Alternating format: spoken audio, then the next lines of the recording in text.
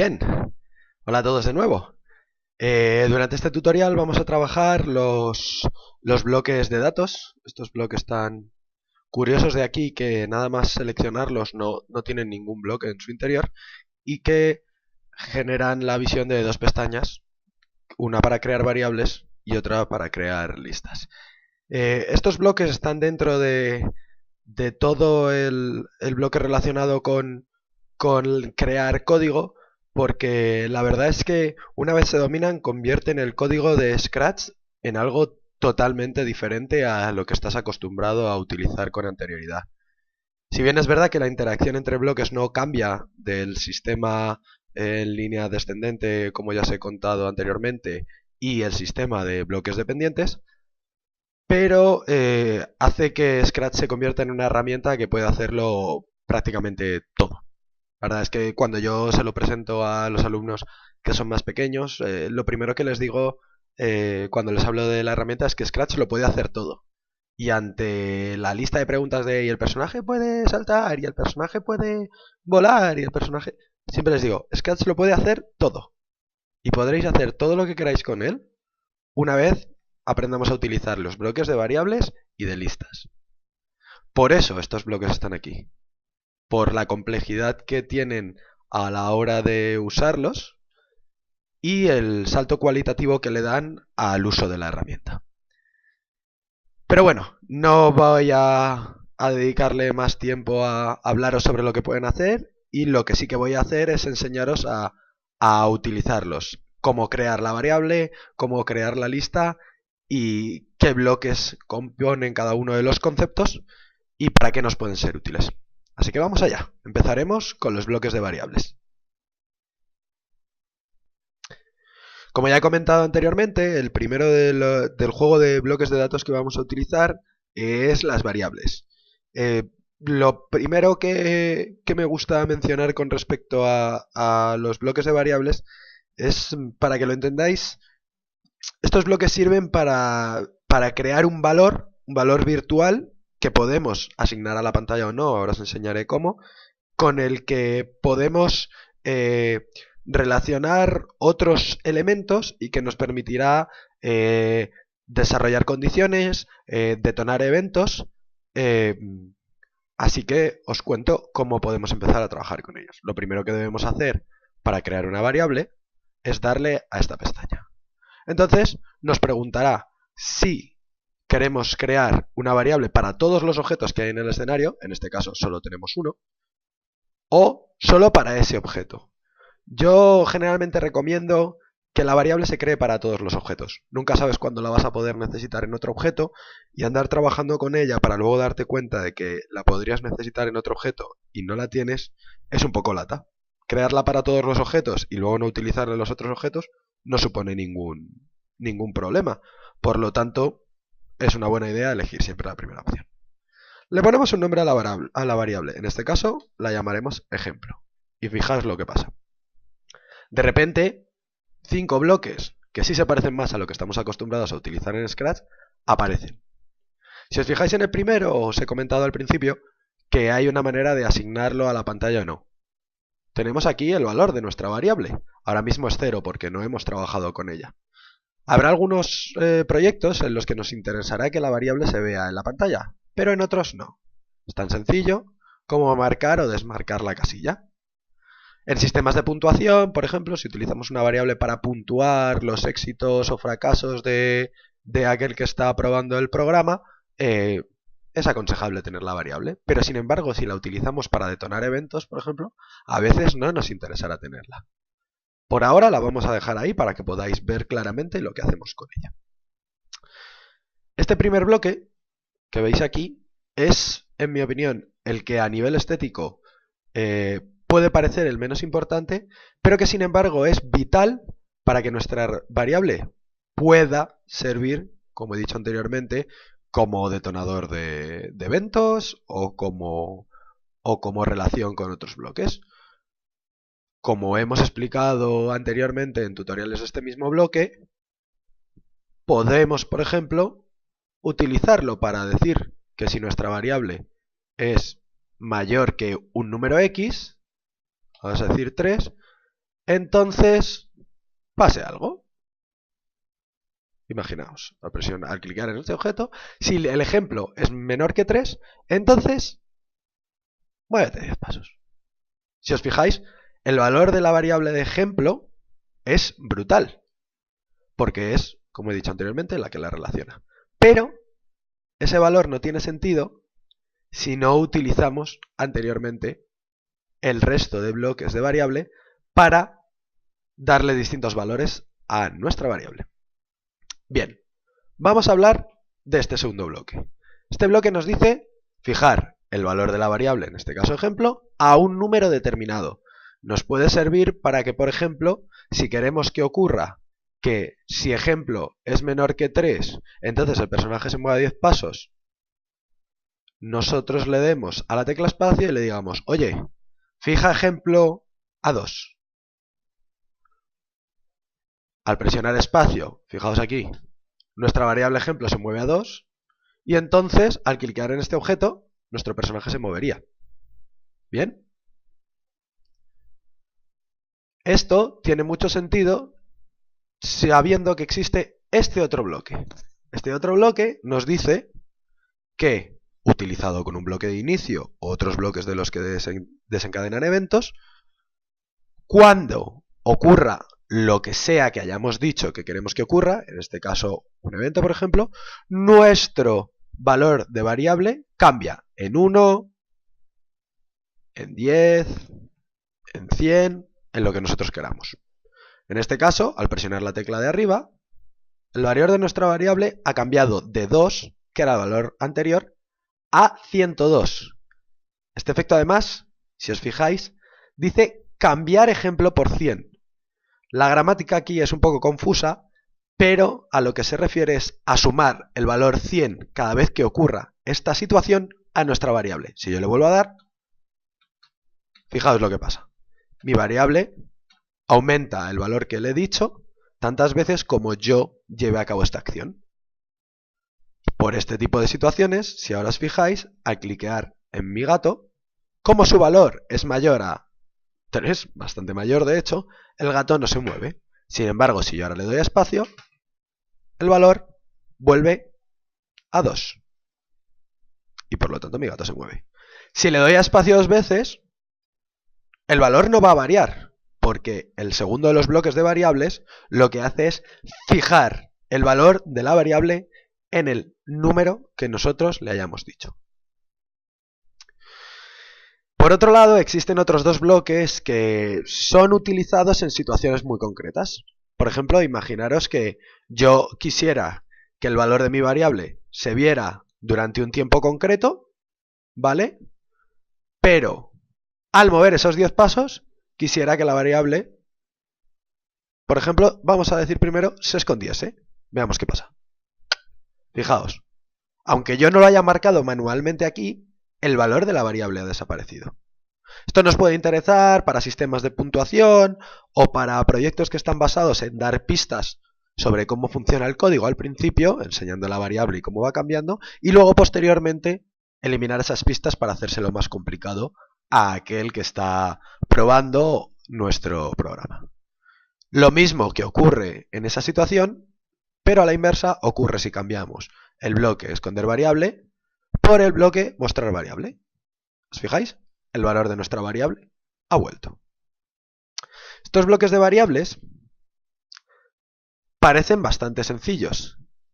Es verdad que tienen una estética muy parecida a lo que solemos utilizar. Y de hecho, ya os he comentado al principio que la complejidad de los bloques de variables no tiene que ver con su forma física a la hora de usarlos, sino con cómo seamos capaces nosotros de utilizarlo. Masterificar las variables y las listas hará que nos convirtamos en auténticos maestros de Scratch. Por ejemplo, una variable nos puede permitir hacer un sistema de elección aleatorio en el que yo, pongamos un ejemplo, al presionar la bandera le pido a el programa que fije ejemplo a un valor al azar entre el 1 y el 4. ¿Bien? Y le digo a la vez al personaje que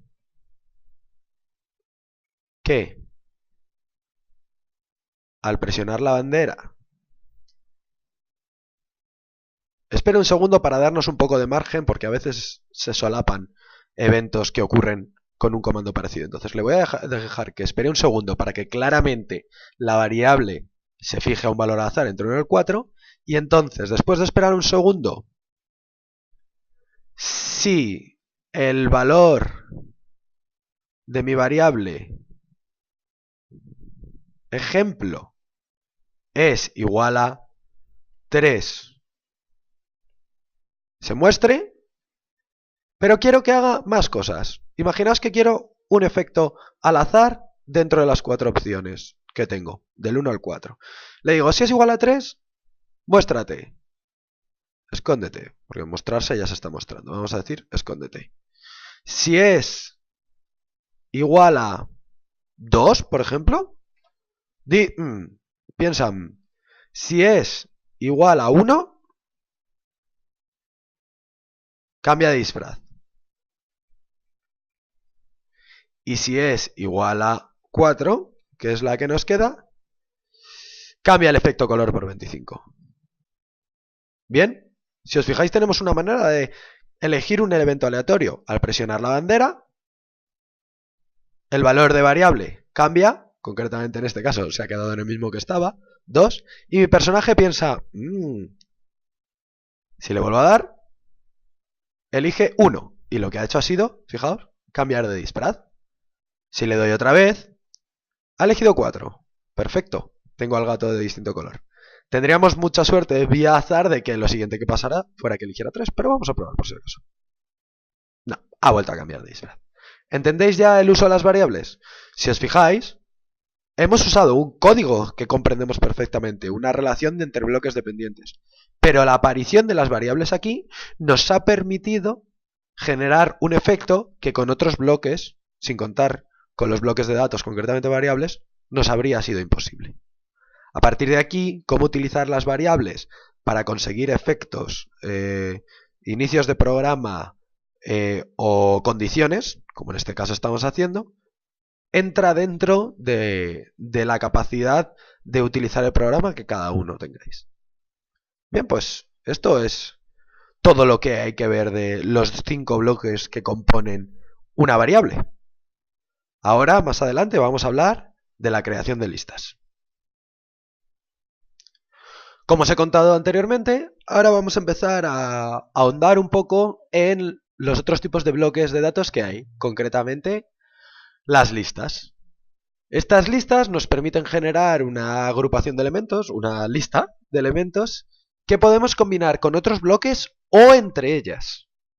Bien, para hacer exactamente lo mismo que antes para crear una variable, lo único que tenemos que hacer es acudir a la pestaña lista y poner un ejemplo.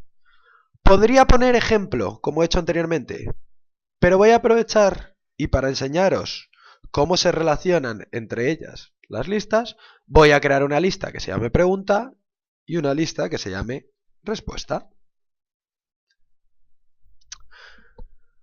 Como veréis, al igual que ocurría con las variables, tengo dos bloques aquí que no solo me permiten realizar código con bloques dependientes, sino que además me permiten tener mis listas visibles o no en el escenario de mi proyecto. En este caso no voy a quitar las listas por ahora del escenario de mi proyecto. Os explico por qué. Si yo quiero añadir elementos a una lista, lo puedo añadir con determinados bloques como añadir o insertar. En caso de ya tener alguno, puedo reemplazarlo con el bloque de reemplazar, pero también puedo añadir elementos utilizando su visión en el escenario. En este caso, en mi opinión, es bastante más sencillo mientras estamos trabajando con el programa. Vamos a crear 3 preguntas y 3 respuestas. Pregunta: color, día y vamos a decir comida. En respuestas voy a poner valores que corresponden a lo que sería la respuesta a los valores de pregunta. En mi caso, naranja, día el viernes y comida la sopa. Bien. Si os fijáis, ya tengo dos listas con 3 valores cada una de ellas, 3 elementos. Pues voy a empezar a enseñaros cómo funcionan los bloques de las listas. El primero nos permite añadir un elemento cuando ocurre algo, ya sea directamente desde un bloque de inicio, ya sea después de un código más complejo. Nos permite añadir un elemento a la lista que nosotros queramos. En este caso voy a añadir, por ejemplo, estación a los bloques de preguntas. Teóricamente, al presionar la tecla espacio, se añadirá estación a pregunta. Ahí lo tenéis. Fácil, ¿verdad?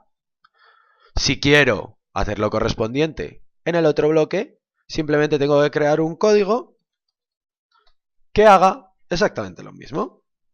Al presionar la tecla espacio, añadiré verano a respuesta. Voy a salir del texto y ¡pum! Ahí tenéis verano.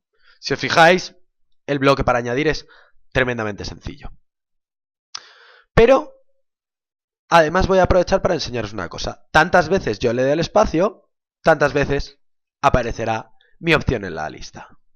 Esto puede, accidentalmente o no, ser algo que queramos que sea así durante un tiempo y luego posteriormente ese valor desaparezca. Muy sencillo. Podemos utilizar el bloque de borrar para eliminar, y ojo a esto, o la primera o la última de las opciones de una lista, o todos por supuesto, al relacionarla con un código. En este caso he puesto verano varias veces para que veáis cómo funciona el bloque. Bastante sencillo también. Vamos con el siguiente bloque. Este bloque nos permite colocar una nueva opción en nuestra lista en la posición que nosotros creamos dentro de las opciones que hemos dicho anteriormente. Primera, última, y nos añade la posibilidad de elegirlo al azar. Esta posibilidad está muy bien si queremos la lista para que sea un generador de eventos aleatorios, por ejemplo, o de elementos aleatorios, pero en caso de que tengamos dos listas que se relacionan entre ellas con preguntas y respuestas, la opción de al azar puede descolocar tremendamente nuestro funcionamiento. Yo quiero en mi caso insertar en pregunta transporte, ¿vale?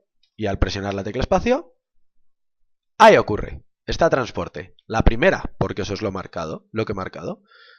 Ahora quiero que también se inserte la respuesta de transporte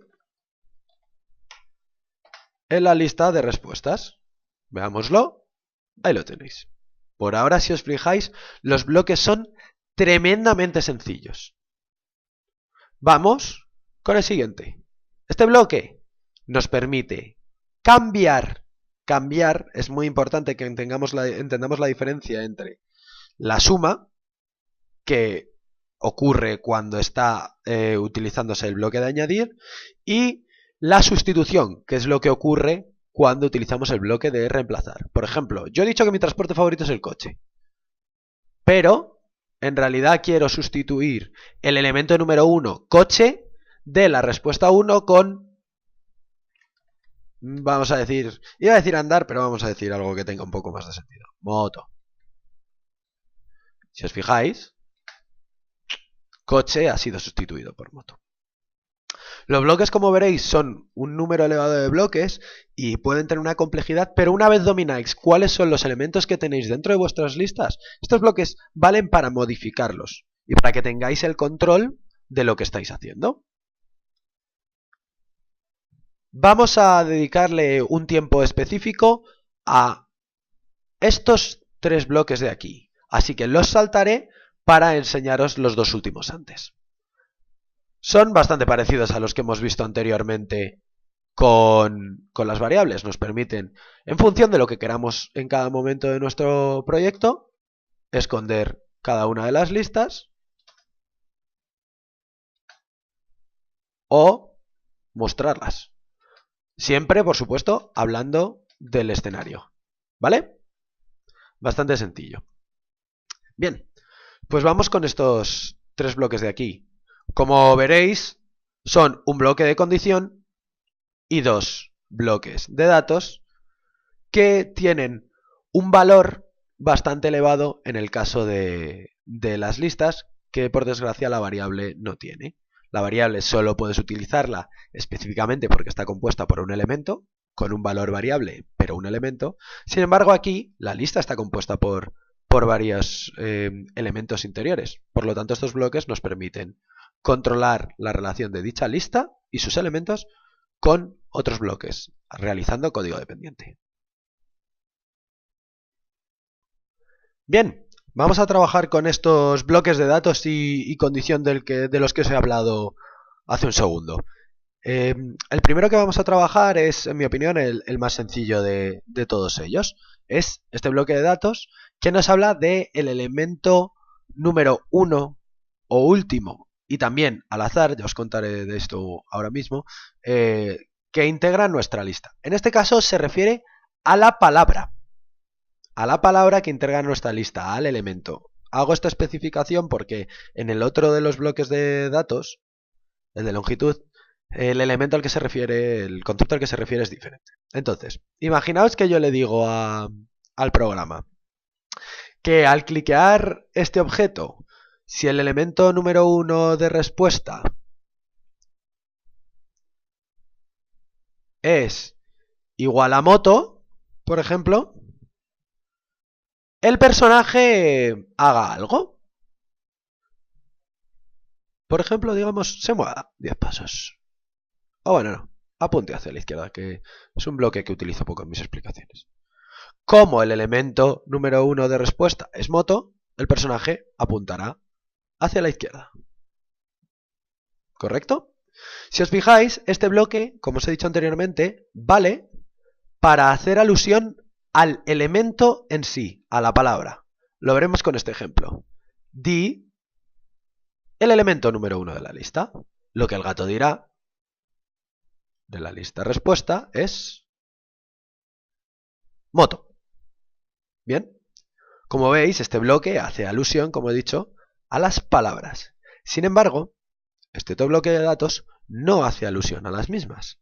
Hace alusión al número de elementos que tiene nuestra lista, la longitud de la misma. En este caso, el gato, como le estamos pidiendo que nos hable de la longitud de respuesta, que tiene 5 elementos, lo que mi gato debería decir es 5. Ahí lo tenéis. ¿Para qué nos vale este bloque?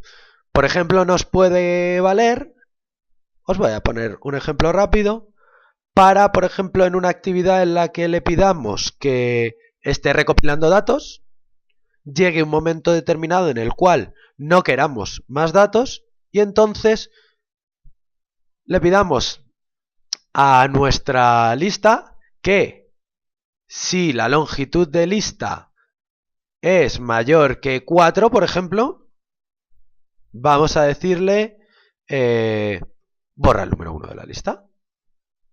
Vamos con respuesta, concretamente. Ahí lo tenéis. Moto ha desaparecido. Por lo tanto, haré lo propio con pregunta. En este caso, como las listas son iguales, no tendría por qué cambiarle las dos, pero ya que estoy, lo cambio. Adiós al dato de transporte y a su respuesta moto. Bastante sencillo de utilizar en cuanto se comprende para lo que vale, ¿verdad? Bien, pues este último que vamos a ver es el bloque de lista que está relacionado con las condiciones. Es este de aquí, que ya los conocéis más que de sobra. Este bloque es prácticamente el mejor para trabajar en situaciones condicionales. Imaginaos que en un, por ejemplo, proyecto en el que hemos ido haciendo preguntas al alumno, que al ir habiéndolas contestado de manera satisfactoria, ha ido añadiendo a nuestras listas un elemento, por ejemplo, que hemos llamado éxito 1, éxito 2, éxito 4, y que queremos que cuando llegue al quinto éxito, éxito 5, ocurra algo, le diríamos que al presionar la tecla espacio, si respuesta, por ejemplo, o pregunta cualquiera de los dos, dado que es un marco teórico diferente al que teníamos hasta este segundo. Contiene, vamos a decir, pregunta, pues estación, tened en cuenta que en este caso sería el éxito 4 del que os hablaba, el personaje le diga, eres un crack. Entonces, como se ha dado la situación y la lista se ha completado hasta tener ese elemento, cuando nosotros cliquemos al personaje, le demos a la tecla espacio, perdón, el personaje le dirá al alumno o a aquel que esté desarrollando el proyecto, eres un crack. Pensad que muchas veces los proyectos los harán los alumnos para otras personas, incluso para otros compañeros. Si os fijáis, este elemento es muy bueno para llegar a puntos concretos en los cuales dar feedback porque la lista ha tenido un número de elementos determinados, ya sea a través de simple y llanamente códigos de mensaje que mandamos nosotros mismos al programa para que sepa lo que está pasando, como os hablaba de los mensajes de éxito 1, éxito 2, o en el caso de que la persona que esté llevando a cabo el proyecto o que esté participando en el proyecto haya contestado de manera satisfactoria a la relación entre pregunta-respuesta. Bien, pues con esto hemos visto todos los bloques que componen los bloques de datos, los bloques naranjas, tanto las variables como las listas, y cómo podemos utilizarlas. Como he dicho al principio de este tutorial, utilizar de manera adecuada las listas y sobre todo las variables es lo que nos convertirá en unos grandes usuarios de Scratch que podrán hacer prácticamente todo con este lenguaje de programación. Y esto es lo que nosotros tenemos que trabajar con los alumnos.